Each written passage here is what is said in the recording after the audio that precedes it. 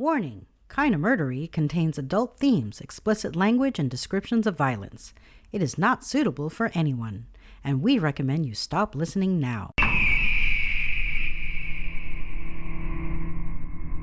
California's rugged and scenic northwestern corner is the beginning of the great Pacific Northwest.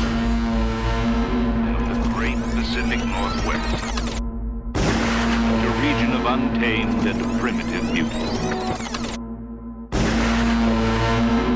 And the Humboldt County Sheriff's Department has now joined efforts with the Arcata Police. Growers living off the grid. Humboldt County also has the highest rate of missing person cases in the state. Where 60% of marijuana is grown. There's a lot of evil here. A lot of evil.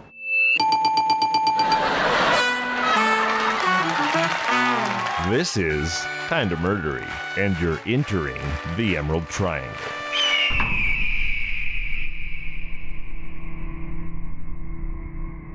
Wow, that was nuts.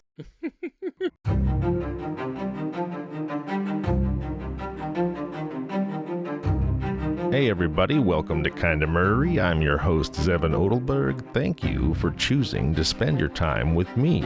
As always, I'd like to remind you that I have cerebral palsy, and it's my hope that Kinda Murdery can become a support system for people with disabilities. If you or someone you know has a disability and is having a tough time, please reach out to the show via email, kindamurdery@gmail.com, or social media @kindamurdery. Also, if you like the show, please do follow and leave a review. Tell your friends and family to listen. It really, really helps. I'd like to take just a moment to acknowledge the horrible tragedy this week in Texas. I've been sick to my stomach with nausea off and on for the last 2 days every time it pops into my head. And as upset as I've been from over 1,000 miles away, the scope and weight of the grief in Texas right now I know is both crushing and incomprehensible. I've been in no mood to tell a murder story, but this is a true crime show called Kinda Murdery. It is what I do, and so I threw myself into researching this episode, and somehow, at least for me, and I'm not sure how to judge myself for this, I'll leave that to you, but focusing on the horror from over a century ago somehow felt comforting. Almost unreal in its remoteness, and the bizarre and strange events surrounding the killing almost comic in how surreal they were.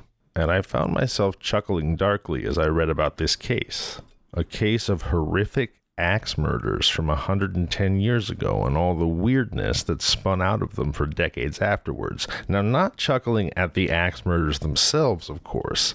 They are tragic and senseless. But I found myself amused in regards to the deeply weird circus of behavior that the axe murders spawned. At one point I said to my wife, "Who needs a TV when you have old newspapers?" Now, I've mentioned on the show before that everyone has a different emotional journey when they process dark things in their lives.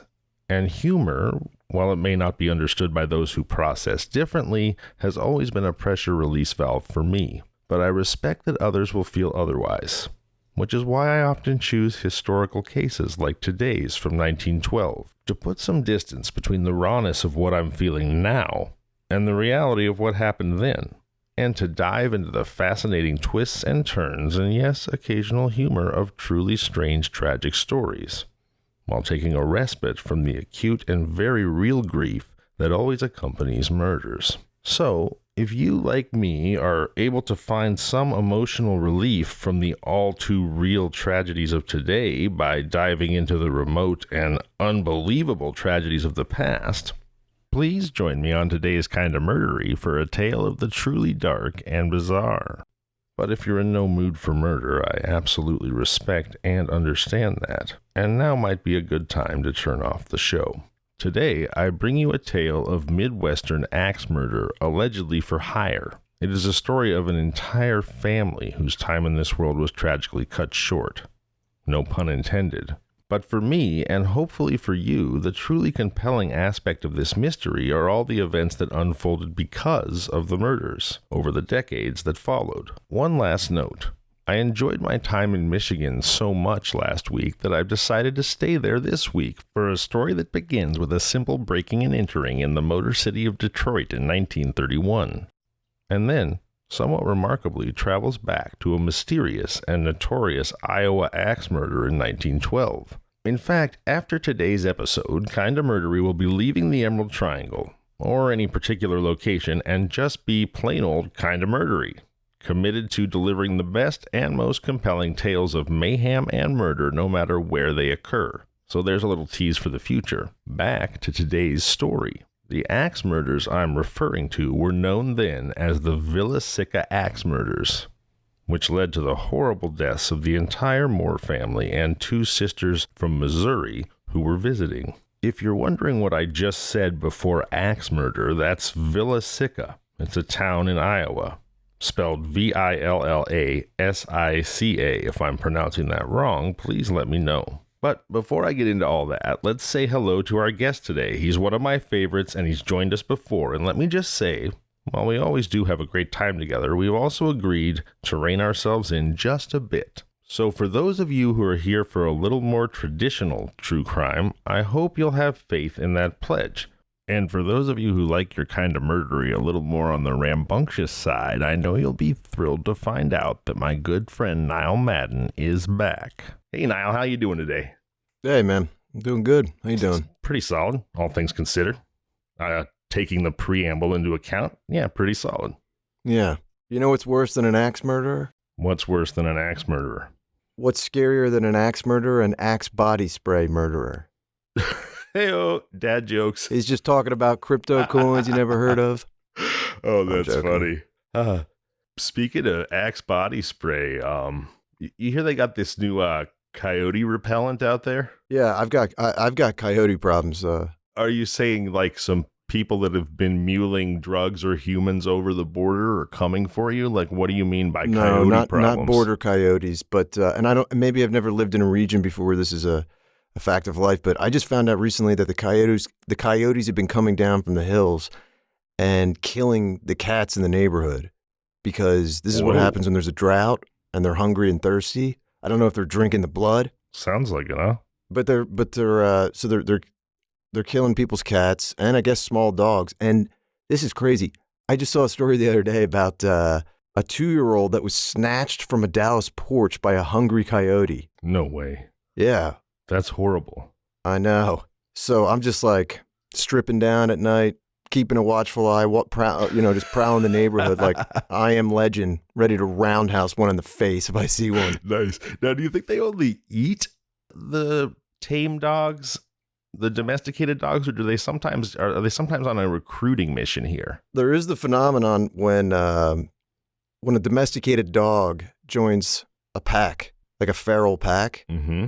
Within a matter of weeks, there's like some kind of a chemical reaction. It's like a scent, and their teeth enlarge and their the fur becomes far more coarse. It's the call of the wild. Yeah, so you're basically telling me that a regular dog can werewolf out like Teen Wolf or something. It doesn't just happen to people. Dogs start running with wolves. Next thing you know, they're just like full-on transformation, paranormal creature style. Yeah, one day you're going to find me. I'm going to be in the pack. I'm going to be on my hands and knees, just running naked through town. Yeah, and you're going to be like, it's me, it's Seven. and I, you know what I mean? Just with before I bite these you. long fangs and just tons of body hair, you'll be vacuuming yourself with a shop vac to get the crumbs out. Yeah. Oh, this is my home. This is Harry and the Hendersons version of myself. Nice. Well, it feels good to ease into this story a little bit with something a little more lighthearted, like domesticated dogs turning feral. Although, if you've listened to this show before, you've maybe heard the story of me being tormented by feral dogs in India. If you haven't, I tell it in my appearance on Middle-Aged and Creeped Out, which is in the feed and mentions feral dogs, and so go check that out. And with that, let's get into the story here. So on March 28th, 1931, a 48-year-old man named George Meyer, who's later discovered to actually be named Leroy Robinson, is arrested in Detroit, Michigan for breaking and entering and attempting to rob a millionaire's house in Grosse Pointe. I, of course, immediately thought of the John Cusack classic assassin movie Grosse Pointe Blank. Great film. Go watch it.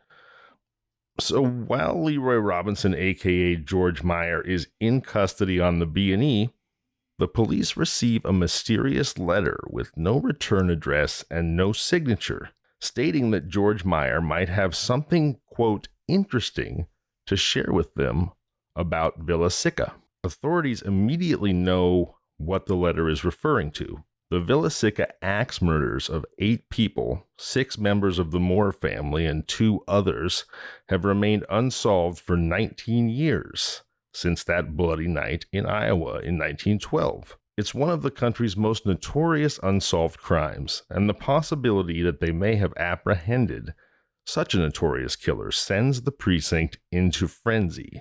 They confront George Meyer, demanding to know if he is the famed Villisca axe murderer. And when they do confront him, he laughs. Not the laugh of an unrepentant monster, but rather the laugh of a man who suddenly feels a crushing weight removed from his shoulders and his soul. He says, "Yes, I'll tell you about it, and I am glad you asked, because maybe tonight I'll get my first decent night's sleep in 19 years. We're going to leave the Detroit interrogation room for a moment now and travel back to that Iowa night in 1912, a time when if someone had asked a Villiscan, someone who lived in Villisca, Iowa, the famous question from Field of Dreams, "Is this heaven?" instead of proudly replying, "No, it's Iowa," they likely would have replied, "No, it's hell." It was a cloudy night on June 9th, 1912 in hell, and dark. The moon was obscured. Indeed, if there is such a thing, it was a perfect night for murder. Joe Moore, owner of a farm equipment store, his wife and 4 children, 3 sons and a daughter, as well as 2 guests, the Stillinger girls, friends of Moore's daughter, whose father was a farmer from a town 2 miles away, had arranged to spend the night. They'd all gone to an evening church service together, and they were walking home. While they arrived home, Mrs. Moore made a quick supper, which the family and friends ate merrily, enjoying the food and each other's company until it was 9 p.m. and time for bed.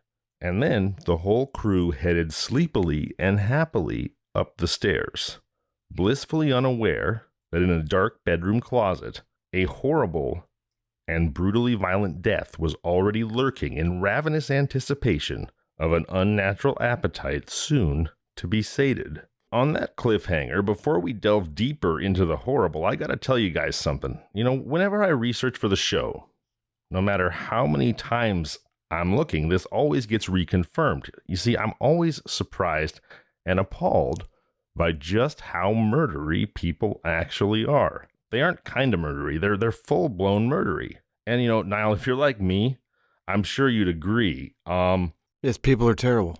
I'm like, I don't agree with you, actually. Look, before this story, honestly, I thought axe murders didn't really happen. Or if they did, they'd be exceedingly rare. You know, like from a horror movie that Jason or Michael Myers might do. You know, running around axe murdering people. Not like a murder method for regular folks. You know, from all over America, just running around axe murdering people. That was my assumption. My favorite axe murderer is Patrick Bateman in American Psycho. He is very stylish about it. Dancing to Huey Lewis in the News. Yeah. It's hip to be square. Remember, he's attacking Jared Leto in his living room. Yeah. Wearing a raincoat slicker. Yeah. That's some smart planning on his part. Awful thing he's doing there, but smart planning. So if you'll remember, the family currently in our 1912 stories heading upstairs to their doom. Now they're named the Moores. And the guy who was apprehended in Detroit, who I was talking about at the start, his name's George Myers. So you would think that if axe murders are rare, that while researching this story, if I searched for Myers Moore axe murder in Iowa between the years of 1931 and 1940, I'm going to find articles about this axe murder, right? And probably just this one. And if you're thinking, well, yeah, but the murder happened in 1912, I'll let you in on a little research secret here. Sometimes I look a few decades forward because often by then somebody retells the story and a good amount of perspective and all the facts have arrived in one place. So I did a search between 31 when Myers was captured and 40 for Myers Moore axe murder, thinking this is going to be spot on the nose for my story. And what pops up but a completely different axe murder, this time in Indiana in 1937. Niall, are you familiar with John Philip Sousa? Do you know who that is? Why don't you tell me? Yeah, he's like the Mozart of marching band music. Like, so if you've ever heard just high school band marching band music, the sort of martial, pompous sounding marching band music, John Philip Sousa basically composed all of the greatest original marching band standards. So wow. Super big deal if you're into marching band music, which I know you are. Yeah. I just thrash to it like it's heavy metal. Nice. Twirling batons and throwing up the devil horns. Yes. So yeah, I don't headbang. I just twirl batons so hard. I air twirl batons. That's hilarious. All right. So 1937 in Indiana, there's a man named Jesse Nixon. He's 52 years old, and he was a clarinetist in John Philip Sousa's marching band. So, I mean, if you're into marching band music, this guy's essentially, the first chair clarinetist in Mozart's orchestra. Like, this is, you don't get any higher. He's a top dog. Yeah. He's a big dog. You don't get in the marching band scene. You don't get any bigger on the marching band scene than playing clarinet in John Philip Sousa's marching band. So how does this very successful middle-aged man decide to spend his time on Christmas Day? Well, by axe murdering his mother. Her body's found by the neighbor. And then when the police arrive at the door to question Jesse Nixon, 52, he shoots himself in the head. But it turns out he bungles the job and he doesn't die. So while he's in the hospital near death from the gunshot wound to the head, the police find a suicide note in the house that reveals two things. Number one, I've been planning to murder my mother for 4 years because each time I leave town with the JPS orchestra, she insists I come home again. And also, please no flowers or music at my funeral. The music around here is awful. He was a music snob. The balls on this hipster guy. Yeah, the clarinet player in a marching band is criticizing the music selection in his town. You know what I think is really strange? Yeah. I can't even split a log with an axe. It's a lot. There's a lot of technique to it. The fact that he was so skilled, with an axe, he could murder his mother, but he couldn't use a gun to kill himself. That's a great point. He was unsuccessful. I mean, you shoot yourself with a gun and you fail, but you murder mom with an axe and succeed? Like, why use the axe and not the gun, right? And also, why murder your mother for asking you to come home? You're 52 years old. Just don't come home if you don't want to come home. Like, come on, Norman Bates of the clarinet. Like, what the hell? Like, it doesn't seem like murdering mom is your only option here. Mother, I want to ask you a question. Jiminy. Joking. All right. No, that's crazy. Yeah. Okay, we've had our recess, and it's back to the terrible story again. Back to the murder of the Moore family and friends. So you'll remember where I left you. They're heading up the stairs to bed, unaware that an axe murderer is lurking in the closet. So on this particular night, in this particular family, if one of the kids said mommy or daddy, I think there's a monster in my closet, they would have been correct. Something to remember for all of us. So Joe and his wife put the children to bed. Then they put out their kerosene lamps because it's 1912, and they went to sleep. Around midnight, the murderer emerges from the closet, armed with an axe that he's taken from Joe Moore's woodshed. He swings the axe and cleaves Moore's skull. One swing and then two, killing the man before he can even wake. Mrs. Moore sits bolt upright in bed. The killer swings the axe again, splitting Mrs. Moore's face in two from chin to forehead. Then he did a strange thing. He removed the soggy, blood-soaked sheets from the bed, and he strung them up over the already shaded windows.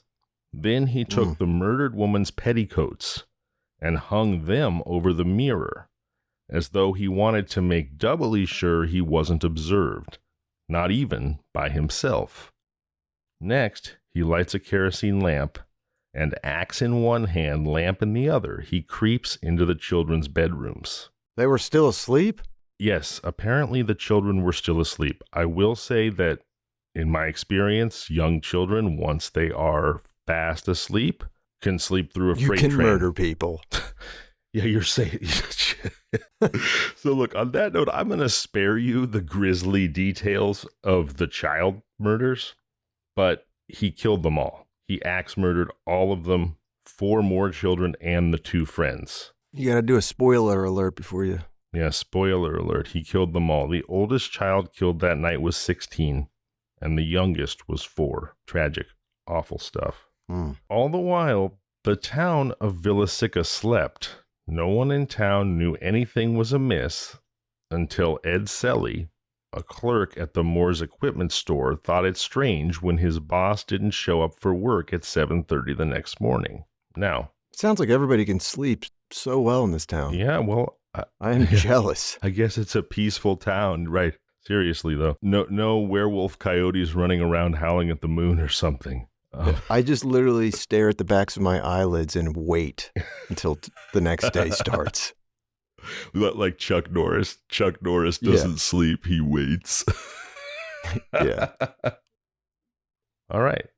6 months later, from the night of this murder, in December of the same year, 1912, and this is a strange coincidence if it is that, a Mrs. Joseph Moore. Now remember that it was Joseph Moore and his family who was killed that night in Villisca 6 months earlier. So 6 months later, a Mrs. Joseph Moore, 61 years old, and her mother, Mary Wilson, 82, who lived in Columbia, Missouri, were axe murdered in their home and discovered by Mrs. Moore's son, Lee, who is arrested and proclaims his innocence. Now, what does this axe murder case have to do with the other one?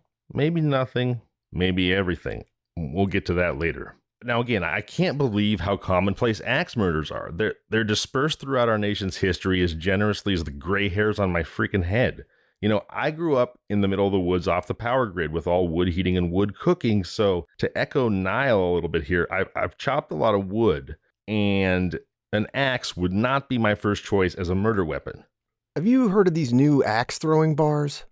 I saw like a plastic axe throwing machine at a Dave & Buster's, but no, tell me about the bars. Where do I start? It's basically the type of a place that attracts guys who want to become beard influencers, you know?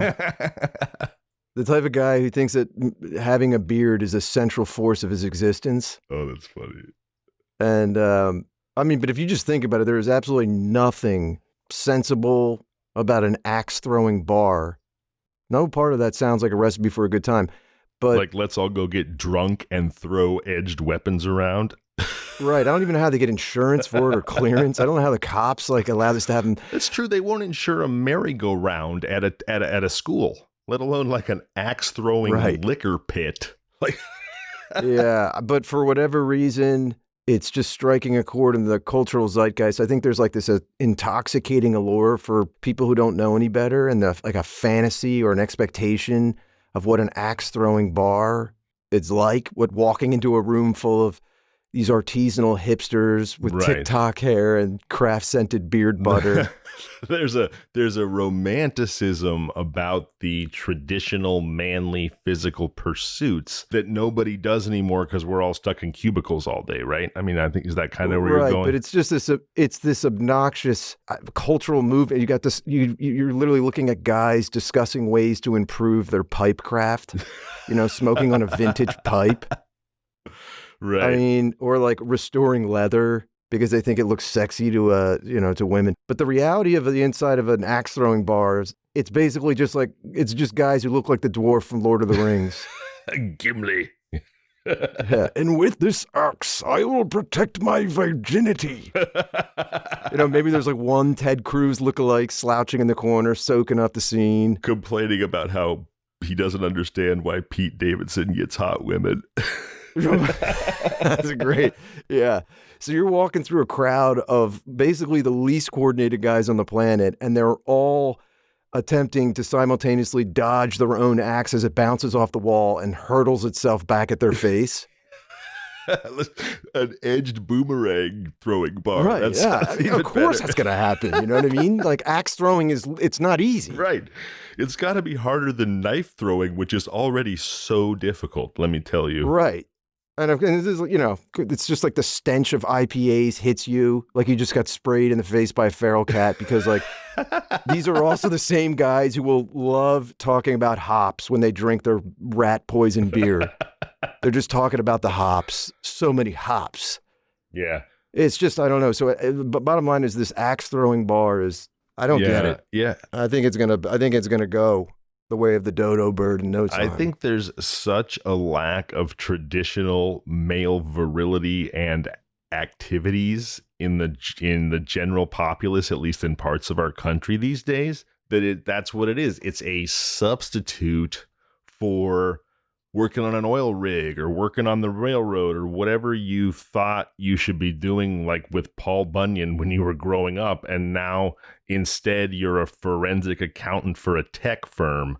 And the only way you can feel better about that is by combing your beard, customizing your Gandalf-style tobacco pipe, and then going out into public and chucking axes at a target. I mean... Yeah, like going out in public, just going to a coffee shop with a rotary typewriter, acting like this is normal. Yeah. I don't know. It's just, it's bizarre. It's this bizarre Edwardian LARPing. Yeah, right. Exactly. LARPing, for anyone who's not familiar, would be live action role play. And my favorite thing about these absurd and hilarious hipster pursuits is that if you ask a hipster about one of these silly things that they're doing, rather than just, saying, yeah, I do this because I love it, it's my passion, very often they'll try to play it off. Like you mentioned bringing a, metal traditional typewriter to the coffee shop. If you're like, dude, why don't you just carry your 3-pound laptop instead of that 35-pound typewriter? They might actually say something like, well, man, I'm working my delts and my tris and my biceps on the walk here, as though they're the dude in the headband with the shake weight running by the coffee shop, like there actually is a useful reason that the rest of us can relate to. My experience is most of them feign in ignorance that they're doing something strange, like you don't churn your own butter. That's hilarious.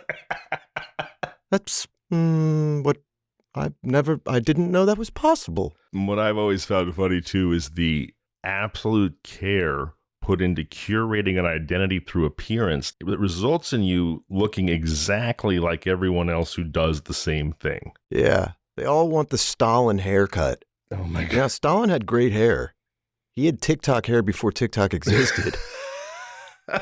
So Joseph Stalin mentioned seems like a good segue to get back into talking about an awful murderer. So let's return for a moment to 1931, Detroit jail cell, and George Myers, a.k.a. Leroy Robinson's confession. He claims that in the first week of June, he met a mysterious stranger in a bar in Kansas City. And that stranger tells George Myers that he wants to have Moore killed because Moore had an affair with the stranger's wife. Myers says, well, you want a man killed? I'll do it if the price is right.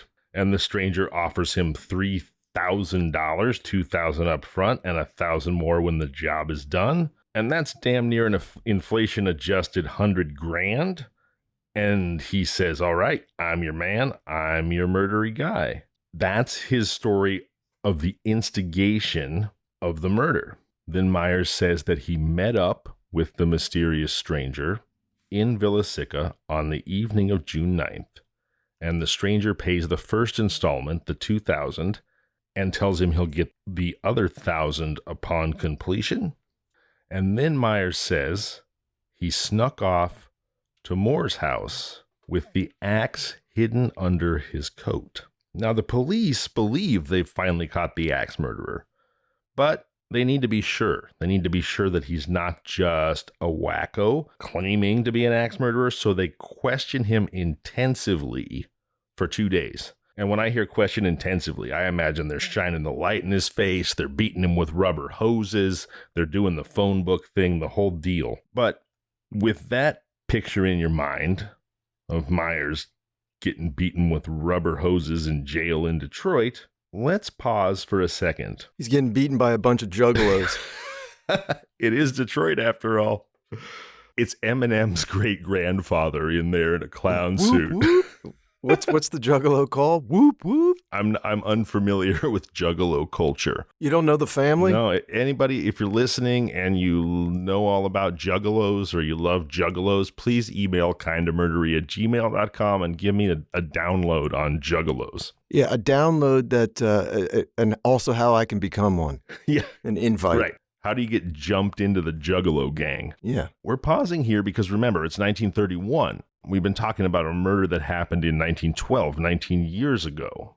So presumably, and if you presumed it, you'd be correct, there's been some police work and some suspects before now. So let's pause here and talk about some of the suspects who were either indicted or tried for the Villisca murders before Moore, aka Leroy Robinson's confession.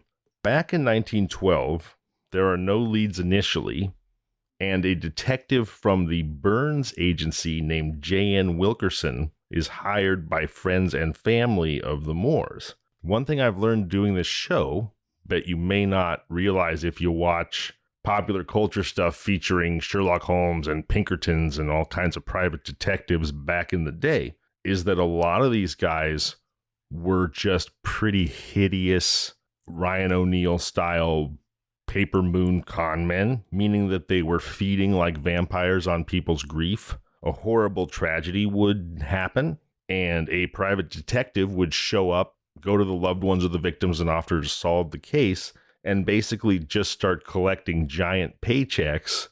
And if he didn't get easy results, start making them up. And that's pretty much what happened here. Wilkerson comes in and he immediately tries to pin the crime on State Senator F.F. Jones, specifically that F.F. Jones is the mysterious stranger, the one who hired the killer. Ultimately, the senator sues 9 different people for slander. The case is dropped against 8 of them, but not dropped against J.N. Wilkerson, Burns Detective Agency.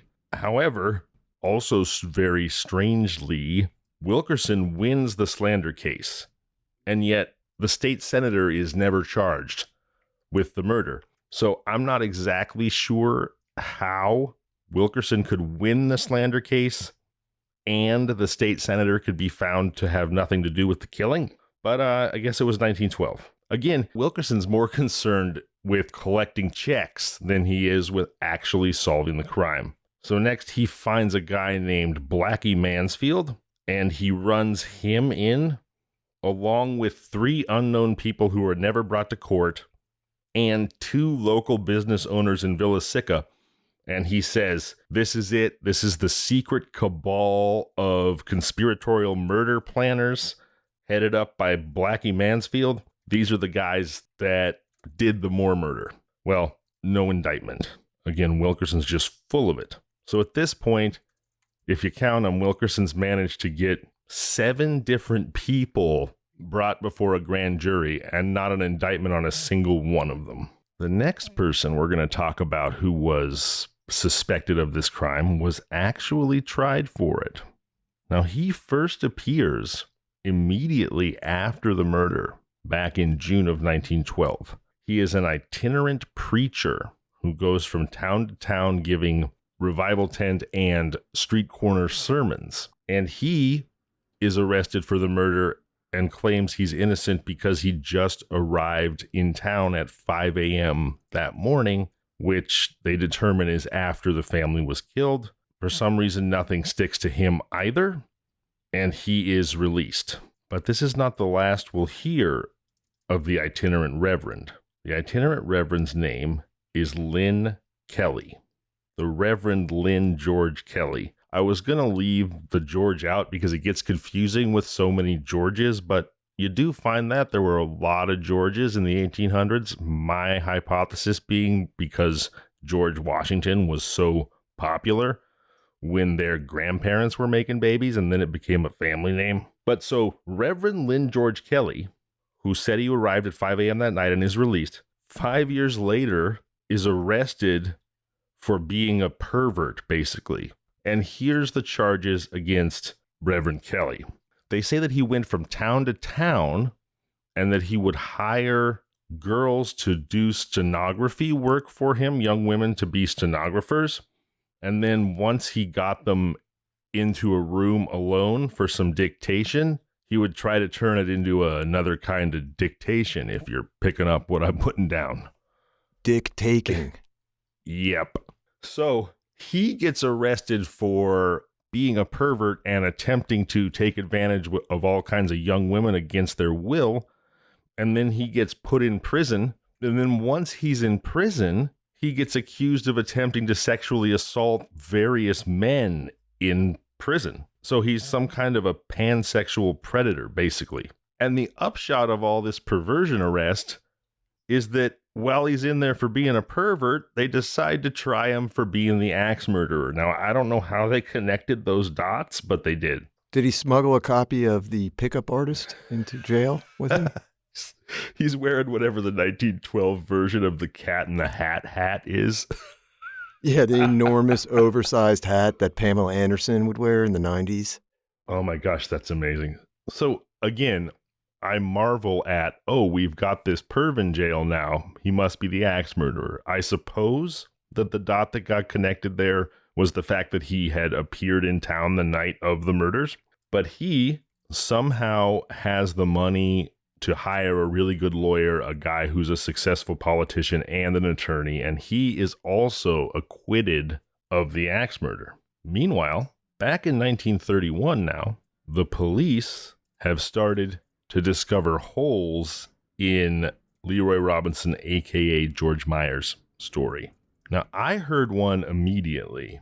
The one I heard was when he said that he snuck off to the Moore's house with an axe hidden under his coat because they determined that the killer had killed the family with Joseph Moore's own axe. So already when he said, I met up with the stranger, I got my first installment of payment, and then I snuck off with an axe hidden under my coat, I thought that sounded a little fishy. The next thing that they discover that sounds a little fishy is that he claims to have essentially bludgeoned everyone to death with the blunt part of the axe. But they bring in good old con man Flint. Meaning he doesn't take the easy way out. Oh, God. Yeah. I don't know, maybe it's easier to kill someone with the blunt end. It would absolutely would be easier for me. So guess who they call in to check the veracity of this blunt part of the axe claim? They hunt down good old flim-flam man and guy who bilks all the life savings out of grieving friends and family. In other words, a real turd himself. That's right, Private Detective J.N. Wilkerson, 19 years later, is brought in to read Myers' confession. And he says, oh no, I saw it all at the time. They weren't killed with the blunt part of the axe, and he makes no mention of the horrible mutilations he performed upon the bodies. There's no way this is the guy.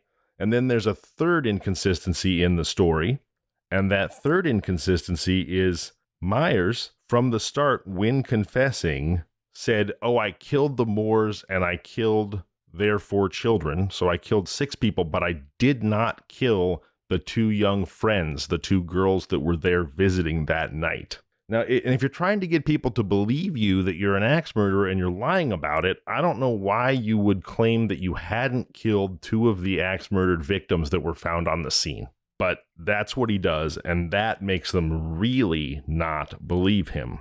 Now, in the meantime, while they've been vetting his story, Myers has had 2 different visitors to the prison. And these visitors must have brought, I don't know, a giant chocolate cake or something, because after the visits, they find on Myers a couple of small saws and a file. And what they determine was that he is planning, along with other prisoners, a jailbreak, and that the whole point of the mysterious letter, which they've now decided is written in the small, neat hand of obviously a woman.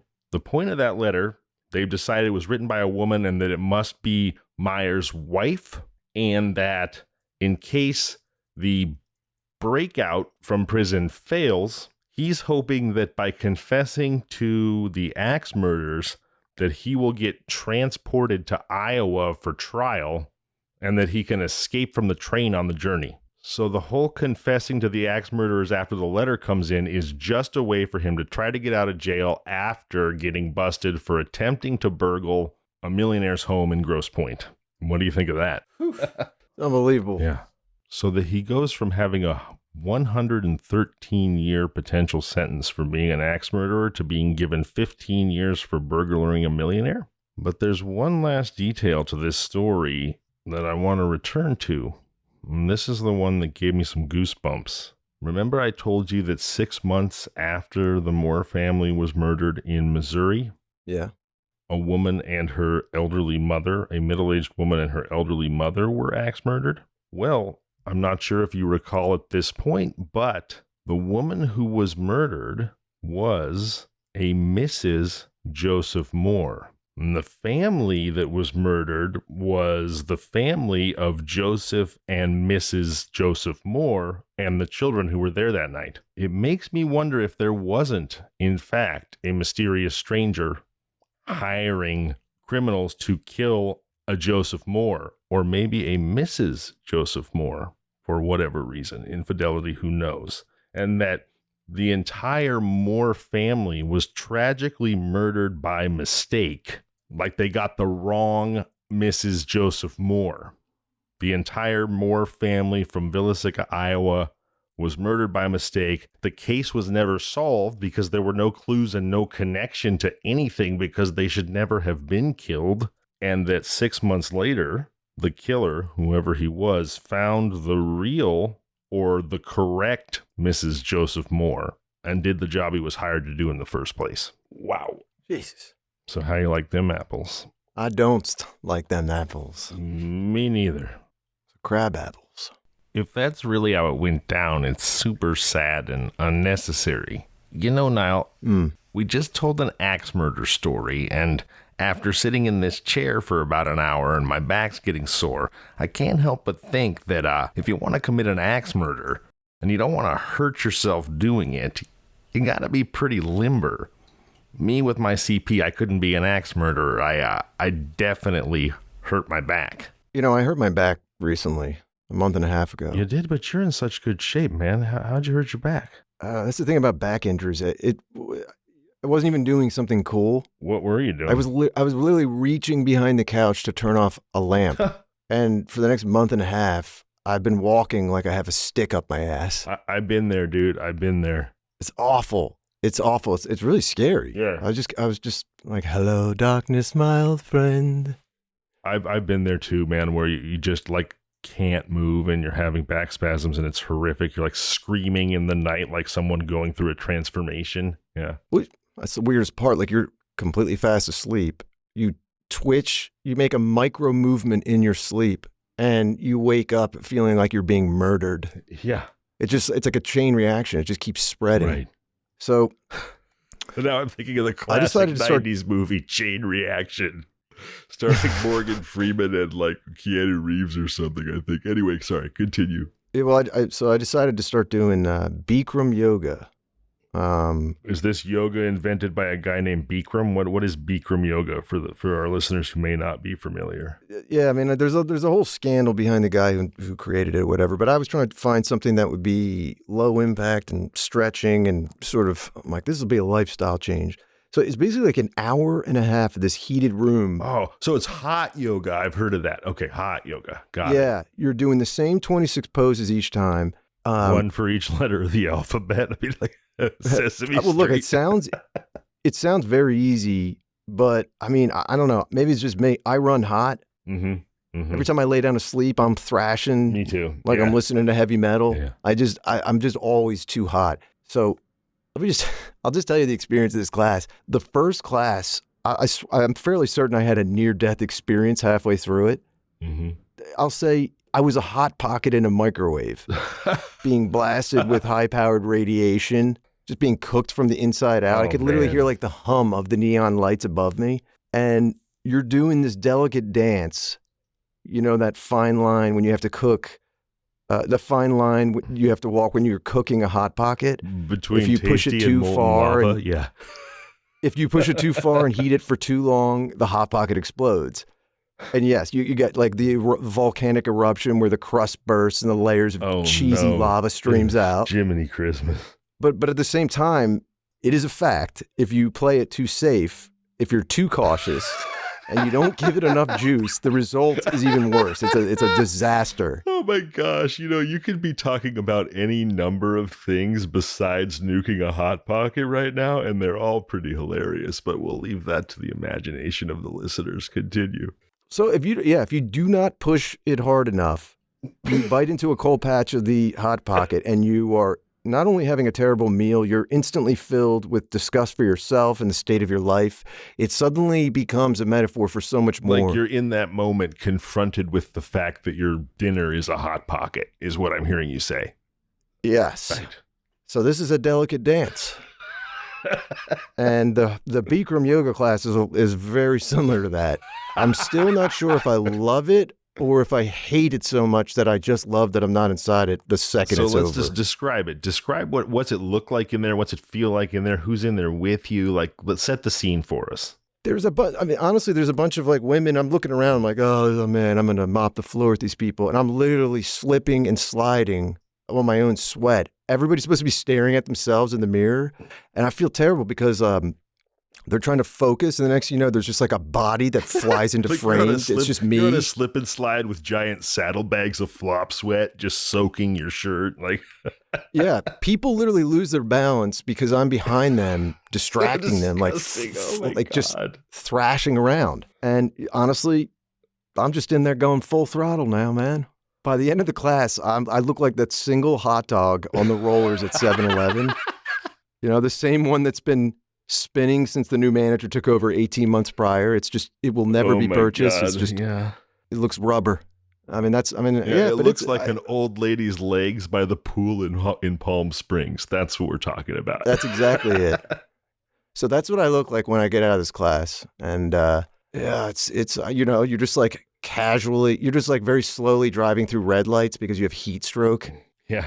And you're senile, but it's been great. I love it. So, or maybe I hate it. Is everybody else disgustingly sweaty, or is it just you? Everybody is. Everybody is. Because I picture like a martial arts mat, that sort of slick rubber. Is that what's going on? I mean, is everybody just like wading around in a pool of human sweat? That sort of like padded martial arts mat floor would be perfect. We're actually on a wooden floor, so everything just hurts my feet and everything. But you have like your own little yoga mat. Yeah. And there's guys in there they look like they're wearing women's panties. I mean, because it is so insanely hot. After about 10 minutes, you're just like, I'm breathing like. To me, it sounds like an utter nightmare. Like Yeah, I literally feel like a dog trapped in a car with the windows up in a heat wave. Yeah, and I just feel like I'd be afraid some people, probably myself, would just smell so bad that I would vomit, and then there'd be a chain reaction and like Stand By Me. Like, no, you could just taste blood.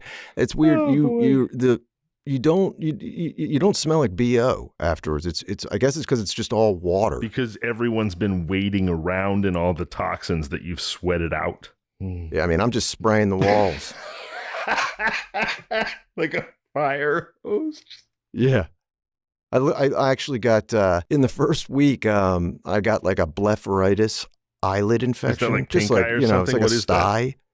It's like a sty or something. But my two eyelids, just like, they look like they went inside out. They were like so swollen. So I got to get a rag so I can wipe my eyes. But it was just, it's just from sweating into my own eyes. On that note, anybody out there who either runs or knows someone who runs a Bikram hot yoga studio, if you'd like to sponsor Kinda Murdery, reach out to us at kindamurdery.com, kindamurdery@gmail.com. You got to do it, man. I love it. Oh, boy. I'm going to join the cult. Oh, man. Wow, now this has been an absolute blast. Thank you so much for being here. Yeah, thanks, man. I had a lot of fun. I never, ever, ever want to do hot yoga, but I hope it's helping your back. It's helping my back. It's helping my mind. All right, that's great. And with that, for Niall Madden, I'm Zevin Odelberg, and this has been Kinda Murdery.